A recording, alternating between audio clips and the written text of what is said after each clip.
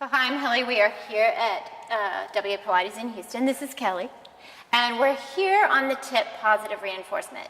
And I know you have had clients that everything is a battle with them in terms of them apologizing or, oh, I'm not good at that, I can't do this, blah, blah, blah. So Kelly is this client. So this client comes in and the first thing out of the mouth is what? I'm not that strong, my arms are weak, I'm not going to be able to do it good enough, I've never done Pilates. They're setting themselves up for just so you know, I'm bad, I'm not good, and so that's going to be in their brain, right? Yeah. Because that negative, it's kind of like if you think you can succeed, you will, and if you think you're going to fail, you'll fail. So the exercise we're going to do is a challenging one, which is Flying Eagle on the Cadillac, which has a lot happening. So there's a lot of room for them to go, oh my God, this isn't working out, da-da-da-da-da. So we're going to go that route. And, I don't think you want the leg springs for this one. No. My arms are long, but not that. Yeah. Okay. So Kelly's going to be that client who came in, her arms aren't strong. And also for Kelly, we're dealing with your back. So extension is something where you're going to be like, oh, I can't do extension, I'm not good at it, blah, blah, blah. So she's going to have that too, which we're going to keep you out of that range for this one. But let's just go ahead. Kelly's our client. And let's just have you lie down, Kelly. I'm going to make sure you're in the center. And I want you to scooch back to where you can kind of hook your feet. Yeah. And she has our pretty new toe socks that match her outfit. Yes. Okay. So forehead on the mat to start. All right, so Kelly, what I'm going to do is I'm going to hand you these handles, and you just hold on to them. You got the other one? She's awfully good. And then arms long, just here. Okay, so, that looks really good. So there's a little positive reinforcement. She already looks good. So Kelly, I want you to keep that push that you have right now of your hips pressing in. And she really didn't, but I cued it, and now she does. Did you feel that? Mm-hmm. So she wasn't really there, but we just said, hey, that's really good, and it made her take it there. So squeeze your heels together and feel like you're really hooking into the end there. So what we're going to do, Kelly, I want you to feel like you're really punching in here. And you're going to bring your arms to your side. Punch in to lift your chest and head up. Keep lifted as you circle around. I'm just going to let her move for a minute. Good, and head back down. So once you get those arms straight to the floor, punch up. There. Yes, and lengthen and around. Do one more. Punch down and lengthen around. We forgot to lift, but I'm not going to tell her that.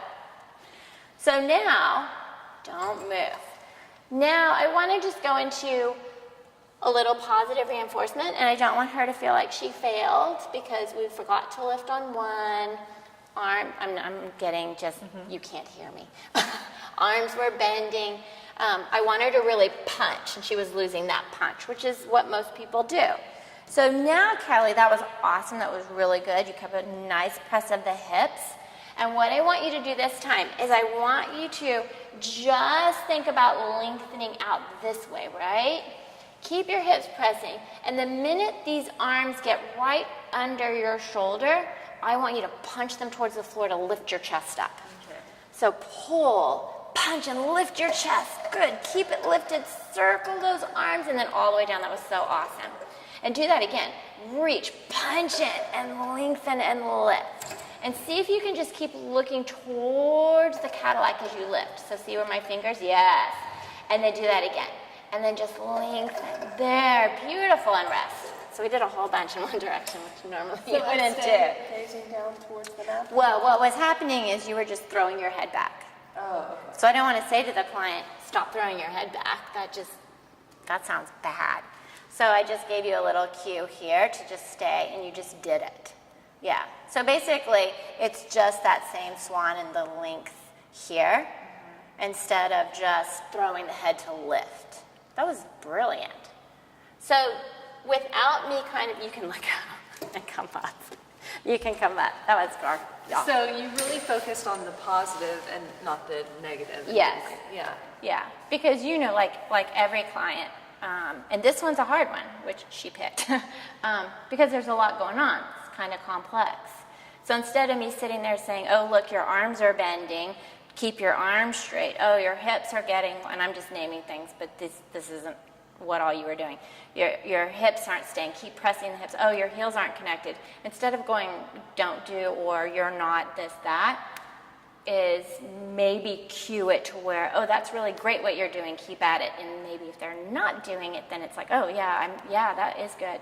And it just kind of puts it in the brain, and then, yeah, putting more of a positive onto it instead of, Kelly, don't do this. Kelly, you're not doing that right.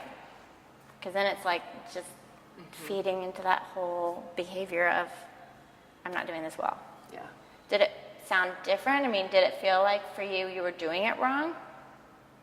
No, I mean, I think you let me know, that the movement, to continue just focusing on, but you didn't make me feel bad. Yeah, and that's what we don't want. I mean, we want them to understand what we're asking, but not to feel like, oh, that sucked. Yeah. Yeah. Excuse my language. Okay, yeah. That was it. So positive reinforcement, even just saying something they're not doing, but making them go, squeezing those heels. Oh, that's a good squeeze of your heels. And they're like, oh, yeah, it is. And they weren't even connected at the moment. But then you got it connected. Yeah. Yeah, awesome. Awesome. Good job.